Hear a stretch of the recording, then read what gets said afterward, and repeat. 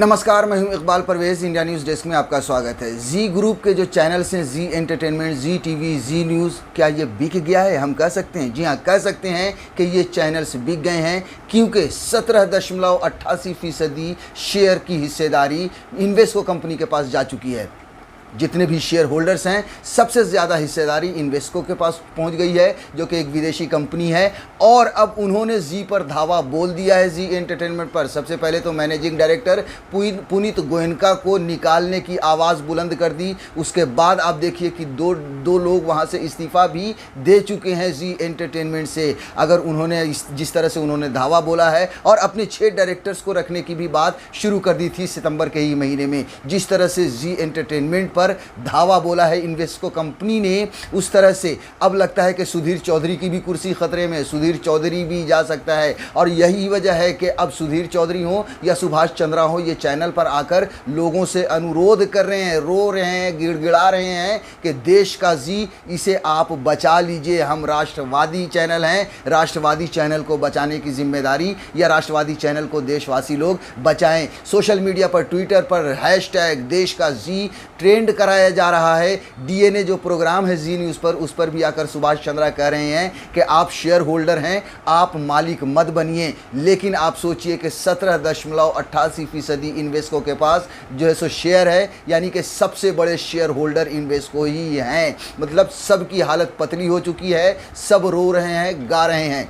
साथियों, ये विवाद 14 सितंबर यानी सितंबर के महीने से ही शुरू हो गया था, जब इन्वेस्को ने धावा बोला था और पुनीत गोयनका को हटाने की मांग की थी। मगर इतने दिनों से मामला ठंडा हो रहा था, लेकिन अब ऐसा महसूस होता है कि ये जो सुभाष चंद्रा हो या आपको सुधीर चौधरी हो, ये सब बाहर जो आकर लोगों से अनुरोध कर रहे हैं, वो ये दर्शा रहा है कि अब ये बेबस हो चुके हैं। ऐसा इन्हें महसूस हो गया है कि अब जी एंटरटेनमेंट, जी न्यूज़ या जी टीवी इनके हाथ से निकल चुका है और विदेशी के हाथ में इनकी सत्ता चली जाएगी, यानी उनका मालिकाना हक हो जाएगा। ये एक बड़ी बात है, और जैसा कि मैंने पहले कहा कि मुझे ऐसा लगता है कि ये भी महसूस कर चुके हैं। इसी वजह से अब आकर लोगों के सामने रोना गाना शुरू कर दिया है। देखिए, डीएनए में जब ये आए थे, तब इन्होंने क्या कहा है, वो मैं आपको थोड़ा सा विस्तार से खबर बता दूं साथियों। उसमें लिखा है कि जब भावुक हुए जी टीवी के फाउंडर डॉक्टर सुभाष चंद्रा, कहा ये देश चैनल को टेक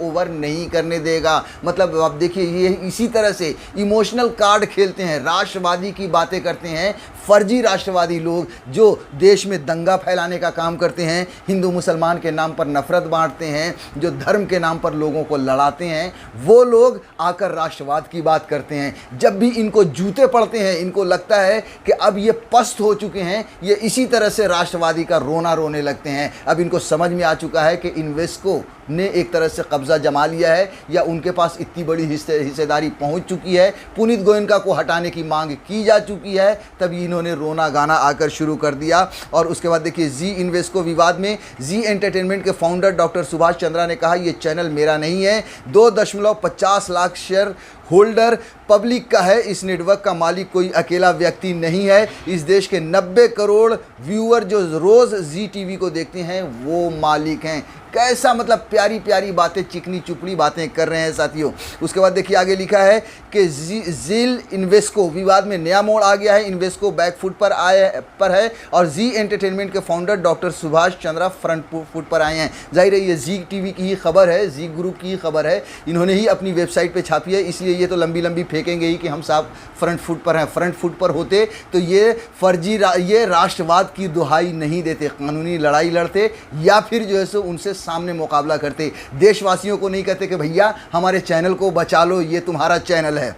तो जी टीवी के टेक ओवर की साजिश रचने वालों को खुला चैलेंज दिया गया है। अगर वो इस कंपनी को टेक ओवर करना चाहते हैं तो गैर कानूनी तरीके से ये संभव नहीं है। विदेशी निवेशकों को भी देश के कानून का पालन करना होगा। इस मामले में डॉक्टर सुभाष चंद्रा ने इस विदेशी निवेशकों को कहा, आप शेयर होल्डर हैं, मालिक बनने की कोशिश ना करें। जी न्यूज़ के शो डीएनए में editor in chief Sudhir Chaudhary के सवालों का डॉक्टर चंद्रा ने खुलकर जवाब दिया और देश से अपील की कि देश के अपने चैनल, इकलौते राष्ट्रवादी चैनल को विदेशी कंपनियों के हाथ में न जाने दे। इस दौरान वे देश के चैनल जी की यात्रा पर बात करते हुए भावुक भी हुए। तो इसी तरह से इनका रोना गाना साथियों शुरू हो जाता है। अब इन पर डंडा पड़ चुका है। हो सकता है कि इन्वेस्को सुधीर चौधरी को भी बाहर कर दे और बड़े बड़े लोगों का विकेट गिर जाए। यही चिंता इन्हें खाए जा रही है कि इनके हाथ से सत्ता चली जा रही है। जी अब हम आपको पिछले महीने की खबर बता दें, जब ये विवाद शुरू हुआ था उस समय बहुत ज़्यादा खबरें आई थी।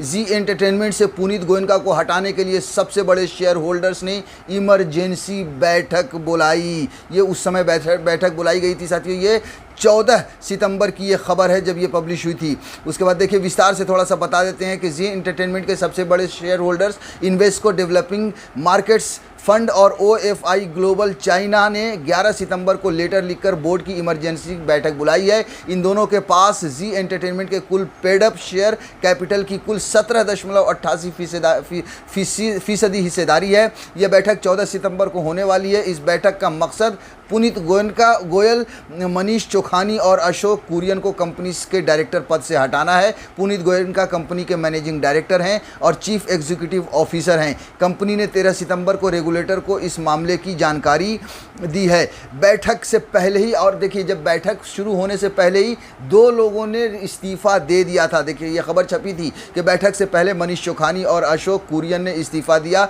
हालांकि कंपनी ने बताया कि बोर्ड की इमरजेंसी बैठक से पहले ही मनीष चोखानी और अशोक कुरियन ने इस्तीफ़ा दे दिया है। ये दोनों non executive non independent director थे। चोखानी ने कहा कि कोविड के बाद हालात बदल गए हैं जिसकी वजह से वो इस्तीफ़ा दे रहे हैं। दोनों फंड ने 2 नए इंडिपेंडेंट डायरेक्टर्स नियुक्त करने की मांग की है। उसके बाद देखिए साथियों जो कौन कौन लोग, ये जो नए 6 डायरेक्टर्स को शामिल करने की बात थी उनका भी नाम आपको बता देते हैं। कंपनी में शामिल किए जाने वाले नए इंडिपेंडेंट डायरेक्टर्स में Surendra Singh Sirohi independent director HFCL, Naina Krishna Murthy founder and managing partner of केला, रोहन धमीजा, उसके बाद अरुण शर्मा और श्रीनिवास राव अड्डेपल्ली, ये सारे लोग जो हैं इन लोगों को शामिल करने की उस समय बात चल रही थी 6 इंडिपेंडेंट डायरेक्टर्स की। उसके बाद जब ये चूंचा कर रहे थे साथियों, उसके बाद जैसे इन्वेस्टर ने पलटवार भी किया था। इन्वेस्को ने उसमें देखिए एक और ख़बर छपी थी